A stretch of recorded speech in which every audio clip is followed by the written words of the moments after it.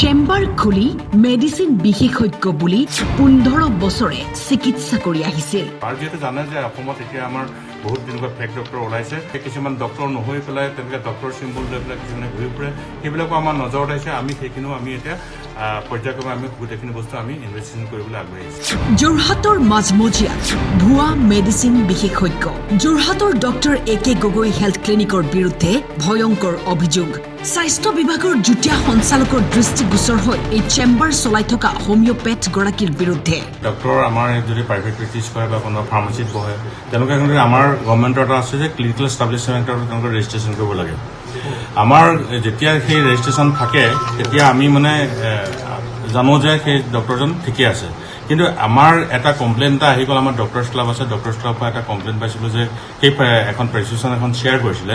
সেই শ্বেয়াৰ কৰাৰ পিছত তেতিয়া দেখিলোঁ যে হয় সেইজন ডাক্তৰ আজি কিছুদিনৰ পৰা আমি নামটো দেখি আছিলোঁ, দুই এখন আমি প্ৰেছক্ৰিপশ্যন পাইছিলোঁ। কিন্তু আমি তেতিয়া যেতিয়া ডক্টৰ্ছ ক্লাবৰ পৰা সেই কথাটো আহি গ'ল তেতিয়া আমি ইমিডিয়েটলি আমাৰ এটা টিম লৈ পেলাই আমি গুচি গ'লোঁ, সেই তেওঁৰ চেম্বাৰটোত গুচি গ'লোঁ। আৰু চেম্বাৰত গৈ দেখা পালোঁ যে তেওঁৰ গোটেইখিনি বস্তু যেতিয়া ডকুমেণ্টছ বিচাৰিলোঁ তেওঁ কোনো ডকুমেণ্টছ ছাবমিট কৰিব নোৱাৰিলে।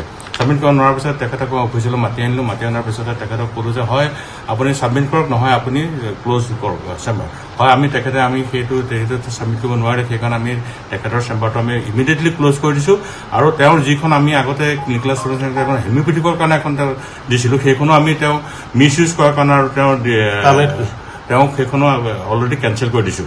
আৰু যদি কিবা ভৱিষ্যতে যদি তেওঁ লাগে তেতিয়াহ'লে তেওঁ আকৌ নতুনকৈ ছাবমিট কৰিব লাগিব। তেওঁ সময় হিচাপে আমি তেনেকৈ দিয়া নাই, আচলতে তেওঁ যেতিয়া ছাবমিট কৰিব লাগে তেনেকৈ। কিন্তু তেখেতক এসপ্তাহৰ ভিতৰত আমি সময় দিছোঁ, এসপ্তাহৰ ভিতৰত দিয়ক, নহ'লে একেবাৰে আপোনাৰ সেইটো কেঞ্চেল হৈ যাব। তেনেকৈ আগবাঢ়িবলৈ তেনেকৈ নাই। যদি ভৱিষ্যতে যদি তেওঁ কোনোবা এখন মই কৈছোঁ ভাৰবিলিয়ে তেখেতে কৈছে যে ভৱিষ্যতে যদি আপোনাৰ কোনোবা এখন প্ৰেছক্ৰিপশ্যন যদি আমি দেখা পাওঁ বা ক'ৰবাত যদি আপুনি বহিছে তেতিয়াহ'লে আপোনাৰ ইমিডিয়েটলি আপোনাৰ পুলিচে আমি এফআইআৰ দিবলৈ আমি বাধ্য হ'ম, তেখেতে এৰেষ্ট হৈ যাব। আৰু যিহেতু জানে যে অসমত এতিয়া আমাৰ বহুত দিনকৈ ফেক ডক্টৰ ওলাইছে, আৰু এজন আমাৰ ডক্টৰ গুৱাহাটীত আছে তেখেতৰ ডক্টৰ অভিজিত নেওগ বুলি, তেখেতে এইটো বস্তু সহজতে কৰি আছে। আৰু তেখেতে বহুত তেনেকৈ ভুৱা চিকিৎসক তেখেতে ধৰিছোঁ। আমাৰ যোৰহাটতো আছে, আমি পাইছোঁ তেনেকৈ। আৰু তেনেকৈ কিছুমান ডক্টৰ নহৈ পেলাই তেনেকৈ ডক্টৰ চিম্বল লৈ পেলাই কিছুমানে ঘূৰি ফুৰে, সেইবিলাকো আমাৰ নজৰত আহিছে। আমি সেইখিনিও আমি এতিয়া পৰ্যায়ক্ৰমে আমি গোটেইখিনি বস্তু আমি ইনভেষ্টিগেশ্যন কৰিবলৈ আগবাঢ়ি আছোঁ। হোমিঅ'পেথ গৰাকীয়ে নিজকে মেডিচিন বিশেষজ্ঞ বুলি 15 বছৰে ৰোগীক মেডিচিন প্ৰেছক্ৰাইব কৰি চিকিৎসা কৰি আহিছিল। কিন্তু আচৰিত কথাটো হ'ল পূৰ্বে AK গগৈৰ এই স্থানতে এখন হোমিঅ' চেম্বাৰহে আছিল।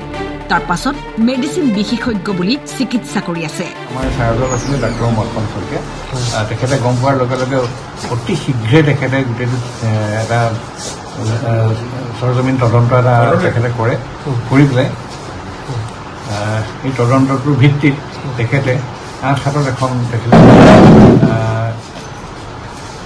নটিচ এটা জাৰি কৰে যে তেখেতে ইমিডিয়েটলি এইটো ক্ল'জ কৰিব লাগে। আৰু একচুৱেলি তেখেতে MD মেডিচিন হিচাপে তেনেকৈ দিয়া নাছিলে, তেখেতৰ আছিলে হেনিমেন হোমিঅ' ক্লিনিক, সেইটো হিচাপে তেখেতৰ ৰেজিষ্ট্ৰেশ্যন আছে।